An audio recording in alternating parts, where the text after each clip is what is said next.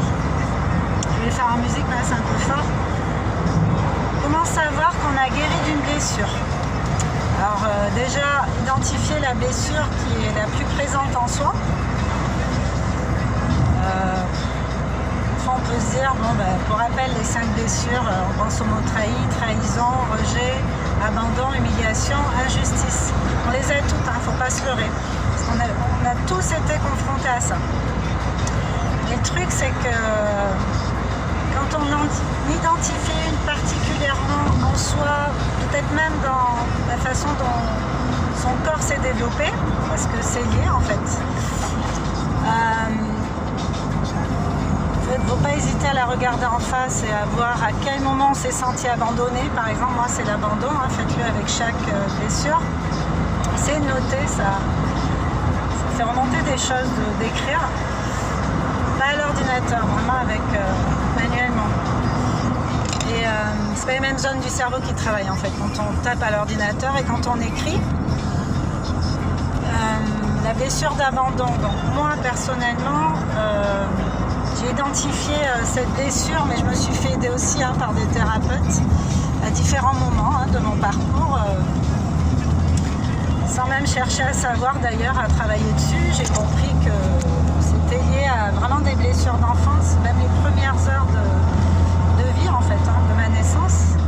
Je considère que j'ai été en stage intensif jusqu'à aujourd'hui, depuis ma naissance. Mais bon, c'était comme ça, c'est que j'avais les forces pour faire face à tout ça et surtout que je les fasse grandir encore plus en moi. Donc voilà. Donc aujourd'hui, j'ai juste envie de dire merci pour tout ça. Parce que sans ça, je ne serais pas la personne que je suis maintenant. Et la personne que je suis maintenant, elle s'aime comme elle est. Elle arrête de se critiquer. Elle est consciente qu'elle n'est pas parfaite. La perfection n'existe pas en ce bas monde. En tout cas, essayer de se sentir le plus légitime possible, à défaut d'être parfait. Dans chaque action, dans chaque situation, voilà. Donc il y a ça, la blessure d'abandon. Donc une fois qu'elle est identifiée, là je vous parle de la blessure d'abandon. Une fois qu'elle est identifiée en soi, regardez les fois où on s'est senti abandonné récemment, plus anciennement. L'idéal c'est quand même de remonter à l'enfance. Regardez peut-être des albums photos. À l'époque on avait la chance de ne pas être en tout numérique, donc on a de jolies photos qui racontent beaucoup de choses. Je trouve que sur le papier on voit plus les émotions, l'environnement. Il y a plein de choses qui peuvent remonter à l'aide de photos. Et puis voilà, une fois que vous l'avez identifiée, que vous avez regardé un peu là où elle s'est manifestée à plusieurs reprises dans votre vie, regardez les fois où vous, là je parle toujours de blessures d'abandon, mais c'est valable avec toutes les blessures, les fois où vous avez abandonné. Abandonner des situations, abandonner des personnes, tout en essayant de comprendre pourquoi vous l'avez fait. Alors des fois c'est évident quand c'est des relations amoureuses par exemple, ça va être parce qu'on n'est plus en phase ou qu'il y a un malaise de plus en plus profond qui a pu se creuser, qu'on ne se sent pas aligné avec soi-même face à une autre énergie. Enfin bon, ça c'est vous qui mettez les mots qui vous viennent comme ça, qui remontent. L'idéal après, dans la suite logique, c'est de se promettre de ne plus abandonner, mais c'est un peu facile de se promettre ça si on ne comprend pas en fait. Il faut comprendre pour pouvoir mettre des choses en place.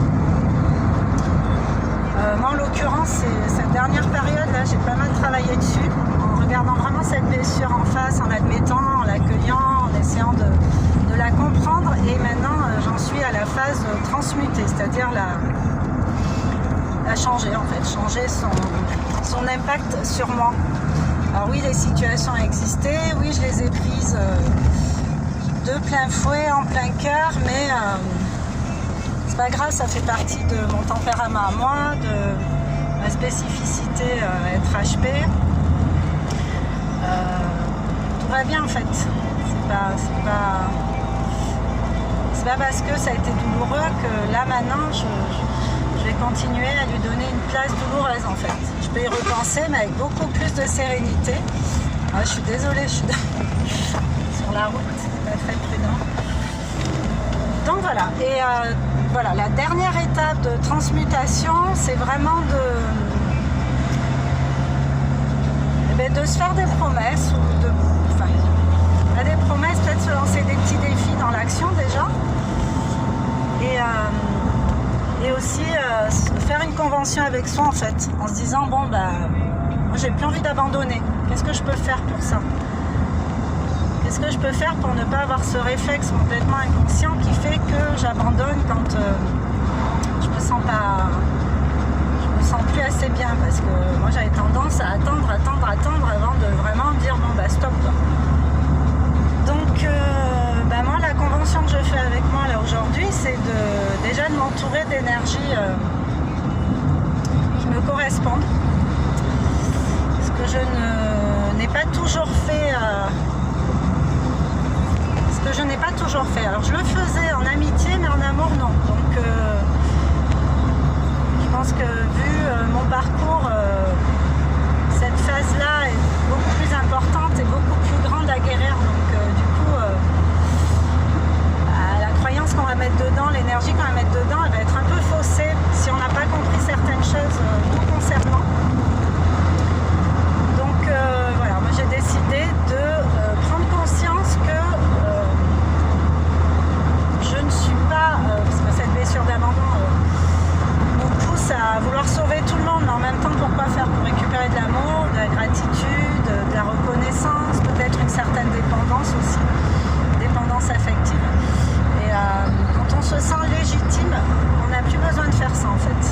On n'a plus besoin de quémander un petit peu l'affection ou l'amour des autres en se montrant omniprésent, en mettant des actions soutenues pour sauver, pour aider.